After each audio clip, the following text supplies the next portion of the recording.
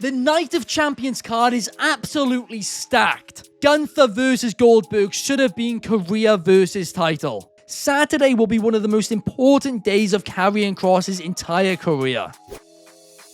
What's up, wrestling fans? I'm Ben Allison, a lifelong wrestling fan who's autistic and loves to analyze and to just waffle on about professional wrestling, and I have analyzed last night's episode of Monday Night Raw, and here are my 5 key findings. In at number 5, could Nikki Bella team up with Rhea Ripley to take on Raquel and Roxanne at Evolution? Last night made it clear that the plan for the Women's Tag Team Championships is to very simply slide out Liv Morgan due to injury and slide in Roxanne Perez. And honestly, that is the smart move in this situation. It is simple, but works. And now I'm not really sure if the original plan was Liv versus Nikki Bella, or it was Liv and Raquel versus Nikki and Rhea Ripley for Evolution. But now I am convinced, based on what happened last night, that Rhea Ripley is going to be involved in something with Raquel and Roxanne at Evolution. And her teaming with Nikki Bella would be a very random team, but a team which I would like to see. And I am glad Raquel is getting a bit more of the spotlight, because she is somebody who has been underrated for a long time, and every time she's been given an opportunity, she has delivered. Plus, we know her and Rhea do have really good chemistry together. As for Roxanne, she's undoubtedly one of the most talented younger stars in this entire industry. So again, that's another name who does deserve to get this spotlight, which Nikki Bella brings to matches. So honestly, this is making the most out of a bad situation, and I'm here for it. In at number 4, I'll say it again, Gunther versus Goldberg should have been career versus title. The way that they have done it has made the outcome so incredibly obvious. To me, it genuinely feels like WWE felt like they owed Goldberg a retirement match, but they actually give little to no actual cares about it. They just want him to get that opportunity on a big stage, so they were like, screw it. Let's throw it in the main event of Saturday night's main event and not really care about the storyline. And now they find themselves in this situation when Michael Cole, poor Michael Cole, is on air trying to justify it, saying, oh, maybe Goldberg won't actually retire, despite the fact that he said 10 seconds prior that Goldberg was definitely retiring. I mean, it's just so bad, isn't it, really? If they did title versus career, at least some people would have speculated going, oh, maybe this is the start of Goldberg's final run, not just a one-off match. At least then there would have been a little bit of doubt, just a little bit, just something. In at number 3, all signs are pointing towards Becky versus Lyra versus Bayley at Evolution. And I, for one, would be loving it. Bayley versus Becky was a bucket load of fun last night. Of course, the finish I thought was a little bit sloppy, because 1 minute Lyra could contain her emotions, then the next minute, despite not much happening and more time to actually get her head around things, couldn't contain her emotions. But even still, clearly what they are doing here is making and creating tensions between Lyra and Bayley, and that is interesting. Bayley still trusts nobody following Damage Control. Lyra wants to make sure that she isn't forgotten about now that she has lost the Intercontinental Championship. And Becky, well, Becky just loves to stir the pot. So I like the dynamic here, and I do think we are going to have a certified banger on our hands at Evolution. But before we go any further, if you guys could do me a huge favor and leave a like and subscribe, that would be massively appreciated. Thank you. In at number 2, Saturday will be one of the most important days of Karrion Kross's entire career. He's made it clear that he wants more opportunities.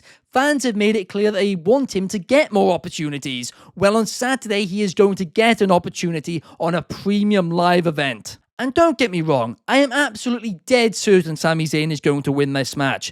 But that isn't what I'm talking about here. What I'm talking about is, can Karrion Kross deliver? Because I'm going to say something, and I'm going to be honest about it for a second.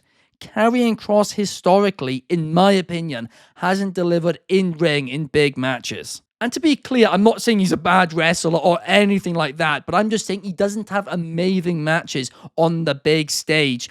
Let's go back to his NXT title run. I kind of felt like, especially compared to the champions before him, his reign really under-delivered from an in-ring perspective. But the past is the past. Let's forget about that. The fact is, he has an opportunity on Saturday to prove himself, prove that he deserves to be on these big stages. And if he does have a banger, well then everybody will, I think, be rooting for him even more to get more of these opportunities. And in at number 1, the Night of Champions card is absolutely stacked. I've seen some people online actually complaining about this card, but to me, it's the best card WWE have had for a special since WrestleMania. Cody versus Randy is a match we've been waiting for so long, and I have no doubt it's going to deliver. Asuka versus Jade Cargill is a match between two titans who very rarely, if ever, lose in singles competition, so it feels like a blockbuster match. Cross versus Sami is the opportunity which we know Cross has been waiting for, and Sami Zayn is super over in Saudi Arabia as well. Rhea and Raquel have a history of good matches, and with a street fight stipulation, that's going to be really fun. Jacob Fatu versus Solo Sikoa is undoubtedly going to have a little bit of a screwy finish, but the actual match I think is going to surprise people and over-deliver. Solo Sikoa can go in the ring, and we all know Jacob Fatu can. And last but certainly not least, John Cena CM Punk. Will they put on a match as good as some of their previous ones? Probably not, they're both older now. But will it still be a hell of a lot of fun? Yes, so I'm absolutely hyped for this card. But that's enough about my thoughts about last night's episode of Monday Night Raw. Let's take a look at some of the ones which you guys have submitted to us via our Instagram broadcast channel. First up, Jose99 saying the highs were Braun versus Penta, the King of the Ring semi-finals, but the lows were spoiling the winners of the semi-finals with the graphics. I mean, that graphic crown theory, it's been very weird all tournament long, hasn't it? Because I think it's been right every single time where whoever's got the crown above them does win the match. Absolutely wild. And the other low, he says, is Bayley versus Becky ending in DQ. It advances the story, and it wasn't like SmackDown where multiple matches ended in DQ. So personally, I don't mind it. Shard Talk Scrap says the lazy booking of the women's IC title match was a low. It made Lyra look bad, and it just ruined a great match. That is where I will agree. The way they went about the DQ, I don't think was very clean at all. I have a feeling what was meant to happen was it wasn't meant to look like Lyra was trying to push away Bayley, and instead Becky was just like meant to target Lyra when she did that suicide dive. And if that was the case, or I think it was a drop kick, wasn't it, whatever it was, but if that was the case, then I think Lyra getting a bit fired up would have made more sense. But Lyra did just sacrifice herself, so why is she then annoyed? Coach23 says the highs were the overall King and Queen of the Ring match structures. The low is that Raw still lacks that main event star power.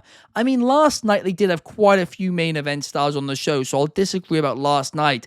But overall, you probably are right, but the rosters are I don't even know, non-existent at this point.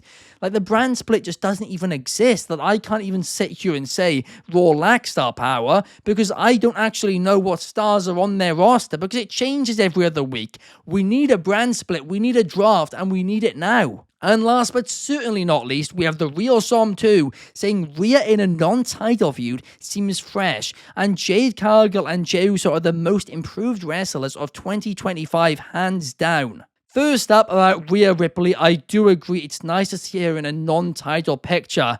But like I said earlier, I do think this is going to lead into a title picture for the Women's Tag Team Championships with her and Nikki Bella teaming together. As for Jade Cargill and Jey Uso, undoubtedly both have improved, but I will say this.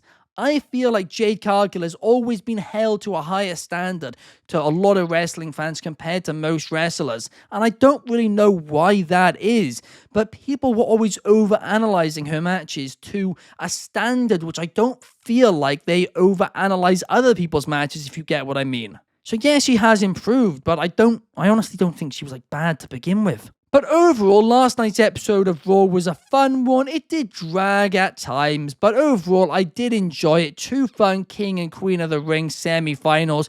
The Night of Champions card is now seemingly confirmed. It built a lot towards that as well. So overall, I'll give it a thumbs up. What did you guys think of the show? Let me know in the comments down below. Thank you so much for watching. Have a fantastic day.